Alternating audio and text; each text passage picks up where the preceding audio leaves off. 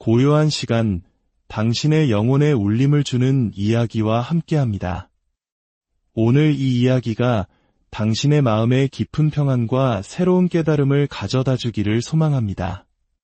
만약 이 말씀이 당신의 삶의 작은 빛이 된다면 조용히 구독과 좋아요를 눌러 더 많은 이들과 이 은혜를 나누는 일에 동참해 주십시오. 당신의 작은 손길 하나가 어둠 속을 헤매는 다른 누군가에게는 길을 비추는 등불이 될 수 있습니다. 주님의 축복이 당신의 나눔 위에 함께하기를 기도합니다. 살리는 것은 영입니다.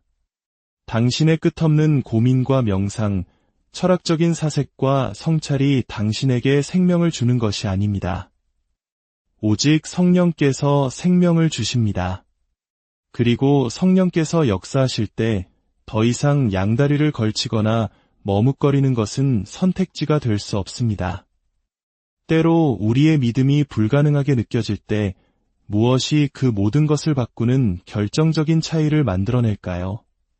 오늘 우리는 요한복음 6장의 말씀을 통해 어떻게 육이 아닌 성령께서 예수님의 말씀을 통해 우리에게 생명을 주시는지, 그리고 그 사실이 우리의 모든 것을 어떻게 변화시키는지 깊이 묵상해보고자 합니다. 여러분은 요한복음 6장 51절의 말씀을 기억하실 겁니다. 예수께서는 이렇게 말씀하셨습니다. 나는 하늘에서 내려온 살아있는 떡이니 사람이 이 떡을 먹으면 영생하리라. 내가 줄 떡은 곧 세상의 생명을 위한 내 살이니라. 하늘에서 내려왔다는 이 말씀은 곧 성탄의 신비를 담고 있습니다. 그분은 우리를 위해 하늘 보좌를 버리고 이 땅에 오셨습니다. 그리고 누구든지 이 떡, 곧 예수 그리스도 자신을 먹으면 영원히 살 것이라고 약속하셨습니다. 세상의 생명을 위해 내어줄 떡이 바로 당신의 살, 즉 육신이라고 말씀하십니다. 이 말씀을 요한복음 1장 14절의 말씀과 연결해 보십시오. 말씀이 육신이 되어 왜 말씀이 육신이 되어야만 했을까요? 바로 이 6장 51절의 약속을 이루시기 위함이었습니다. 그분은 당신의 살을 내어주기 위해 오셨습니다. 세상의 생명을 위해 당신의 육신을 주려고 오신 것입니다. 그분은 십자가의 못에 박힐 수 있는 살을 가지러 오셨습니다. 창에 찔릴 수 있는 옆구리를, 채찍에 찢겨나갈 등을 가지러 오셨습니다. 가시관이 헤집고 들어갈 이마를, 무자비한 손에 뺨을 맞고 수염이 뽑히고 침뱉음을 당해 그 더러운 침이 얼굴을 타고 흘러내릴 수 있는 바로 그 육신을 입기 위해 이 땅에 오셨습니다. 바로 그것이 그분이 오신 이유입니다. 죽음을 경험하고 고통을 겪을 수 있는 몸이 필요하셨기 때문입니다. 그것이 죄인들에게 은혜가 임할 수 있는 유일한 길이었습니다. 말씀이 육신이 되신 그분 안에 은혜가 충만했고 우리는 그 충만한 데서 은혜 위에 은혜를 받았습니다. 우리가 이토록 놀라운 은혜를 받을 수 있는 이유는 성육신하신 말씀께서 죄인들을 위해 죽으실 수 있는 육신을 입고 오셨기 때문입니다. 만약 그분이 우리 죄를 위해 죽지 않으셨다면 우리에게는 은혜가 없었을 것입니다. 오직 하나님의 무서운 심판만이 있었을 뿐입니다. 이제 우리는 요한복음 6장의 두 구절, 63절과 68절에 집중하고자 합니다. 이 두 구절은 우리가 믿음의 여정에서 마주하는 가장 근본적인 질문에 대한 답을 품고 있습니다. 먼저 63절에서 예수님은 이렇게 선포하십니다. 살리는 것은 영이니 육은 무익하니라. 내가 너희에게 이른 말은 영이요 생명이라.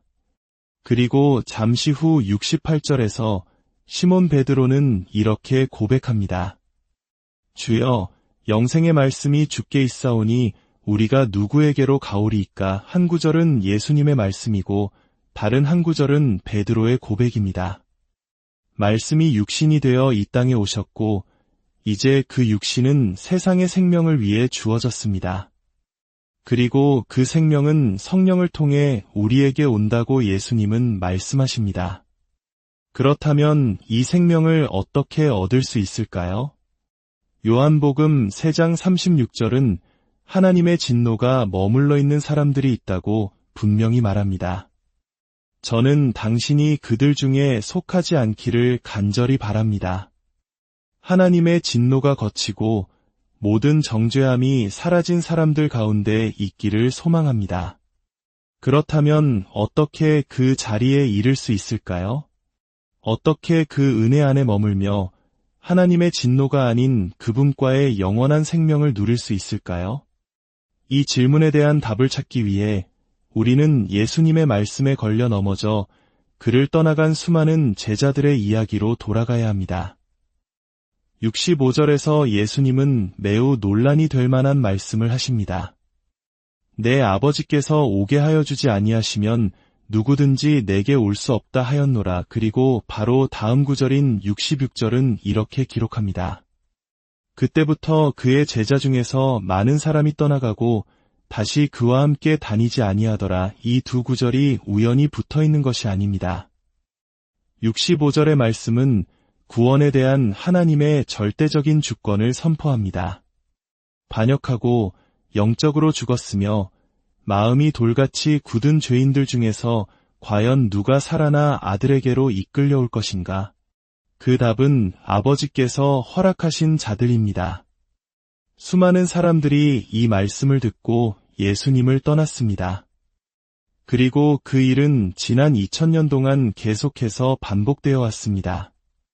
구원에 대한 하나님의 주권, 반역한 죄인들을 다스리시는 그분의 절대적인 권능에 대한 가르침은 인간의 자율성을 신처럼 여기는 마음을 가진 사람들을 멀어지게 만듭니다. 당신이라면 어떠시겠습니까? 당신의 마음 속에서는 어떤 일이 일어납니까?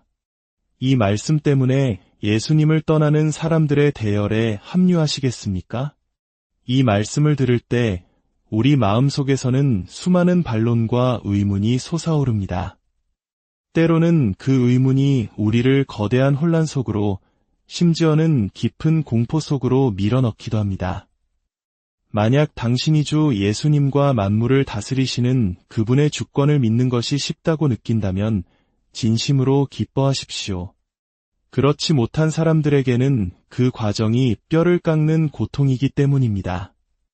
이것은 마치 평생 따뜻하고 아늑한 시골 마을에서 푸른 풀밭과 흙만 보며 살던 사람이 어느 날 눈을 떠보니 거칠고 장엄하며 수백 킬로미터에 걸쳐 거대한 바위 절벽만이 끝없이 펼쳐진 히말라야 산맥 한가운데 서 있는 것과 같습니다. 한 번도 본 적 없는 그 압도적인 풍경 앞에서 우리는 경외감과 함께 공포를 느낄 것입니다. 하나님이 바로 그러하십니다. 그분에게는 푸른 초장과 같은 따스한 속성도 있지만 동시에 히말라야 산맥과 같이 우리를 압도하는 장엄하고 두려운 면도 있으십니다. 우리는 하나님을 우리 주머니 속에 넣고 다닐 수 없으며 그분을 마음대로 조종할 수도 없습니다. 하지만 만약 당신이 안전하다면, 그분이 당신을 돌보시고 사랑하신다는 것을 안다면, 당신이 그 낭떠러지에서 결코 떨어지지 않을 것을 믿는다면 당신은 그 절벽 끝에 서서 아래를 내려다보며 아, 이 얼마나 경이로운가 라고 외칠 수 있게 될 것입니다. 내가 떨어지지 않을 것이라는 확신만 있다면 말입니다. 저는 지금 하나님의 주권이라는 거대한 진리 앞에서 신앙을 떠나고 싶을 정도의 두려움과 혼란을 겪는 우리의 마음속으로 들어가 보려고 합니다. 이것은 가벼운 문제가 아닙니다. 어떤 이들은 이런 문제로 스스로 목숨을 끊기도 합니다. 이것은 우리의 영혼을 파괴할 수도 있는 심각한 문제입니다. 하지만 베드로는 달랐습니다. 그는 떠나지 않았습니다. 우리는 베드로의 마음속으로 들어가야 합니다. 베드로, 당신은 왜 떠나지 않았습니까? 왜 65절의 말씀을 듣고 내가 섬기고 싶은 하나님은 이런 분이 아니야 라며 돌아서지 않았습니까? 예수께서 12 제자에게 물으셨습니다. 너희도 가려느냐? 시몬 베드로가 대답했습니다. 주여, 우리가 누구에게로 가오리이까? 우리가 누구에게로 가오리이까? 이 질문 속에는 우리가 떠나는 것을 고려해 보았다는 뉘앙스가 숨어 있는 듯합니다. 아, 이 말씀은 너무 어렵다. 혹시 어딘가에 더 쉬운 길이 있지는 않을까? 우리가 어디로 갈 수 있을까? 하고 주변을 둘러보았다는 뜻입니다. 어쩌면 그는 하나님의 절대 주권을 부정하고 죽은 죄인들이 스스로를 살리고 영적인 생명을 스스로 만들어내며 자신의 믿음을 창조하는 결정적인 역할을 인간에게 맡기는 다른 가르침들을 생각해 보았을지도 모릅니다. 그러나 그 모든 대안을 숙고한 끝에 베드로는 말합니다. 아니, 나는 그곳으로 가지 않겠습니다. 주권자이신 나의 그리스도에 대해 수많은 질문과 어려움이 있지만 다른 길은 절망뿐이기 때문입니다. 주여, 우리가 누구에게로 가오리이까? 주께는 영생의 말씀이 있나이다. 지금 이 순간 믿음의 경계선 위에서 흔들리고 있는 분들이 계실 겁니다. 예수님과 그분의 말씀, 그분의 방식을 바라보며 동시에 더 나은 대안은 없을까 하고 다른 쪽을 기웃거리고 있을지도 모릅니다. 이쪽의 문제들은 내가 감당하기 너무 벅차. 나를 위협하는 것들이 너무 많아. 저는 예수께서 바로 이 자리에 나타나셔서 당신의 마음에 역사하시기를 기도합니다. 살리는 것은 영입니다. 당신의 끝없는 중얼거림과 사색, 철학적 고찰이 당신에게 생명을 주는 것이 아닙니다. 성령께서 생명을 주십니다.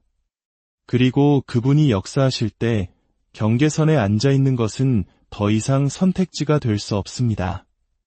당신은 뛰어내리게 될 것입니다. 모든 문제를 해결했기 때문에 그리스도인이 되는 사람은 아무도 없습니다. 오히려 그리스도인이 됨으로써 더 많은 문제가 생겨나기도 합니다. 하지만 그 문제들은 이제 감당할 수 있는 종류의 문제입니다. 왜냐하면 당신에게는 위대한 주님, 놀라운 구원자, 영원한 보물, 그리고 가장 멋진 친구가 생겼기 때문입니다. 당신의 죄는 용서받았고 하나님의 진노는 거두어졌습니다. 베드로는 예수님을 바라보며 이렇게 말하는 것과 같습니다. 주님께는 영생의 말씀이 있습니다. 그 누구도 주님처럼 말하지 못했습니다. 그 누구도 주님처럼 행동하지 못했습니다. 그 누구도 주님처럼 강하면서 동시에 온유하지 못했으며 그 누구도 주님처럼 단호하면서 동시에 부드럽지 못했습니다. 그 누구도 그토록 심오하면서 동시에 단순하지 못했고 그토록 권능이 있으면서 기꺼이 죽임을 당하려 하지 않았습니다. 그 누구도 그토록 부당한 대우를 받으면서 스스로는 위로웠던 분이 없었고 그토록 존귀 영광 받기에 합당하면서 기꺼이 모욕을 받으려 한 분도 없었습니다. 그 누구도 즉각적인 순종을 받으셔야 마땅함에도 나 같은 자를 향해 그토록 오래 참으신 분은 없었습니다. 십자가에서 내려와 불타는 심판을 행하실 능력이 충분했지만 나를 위해 그 자리에 머물기로 결단하신 분은 주님밖에 없습니다. 그러니 저는 주님을 떠날 수 없습니다. 절대로 떠날 수 없습니다.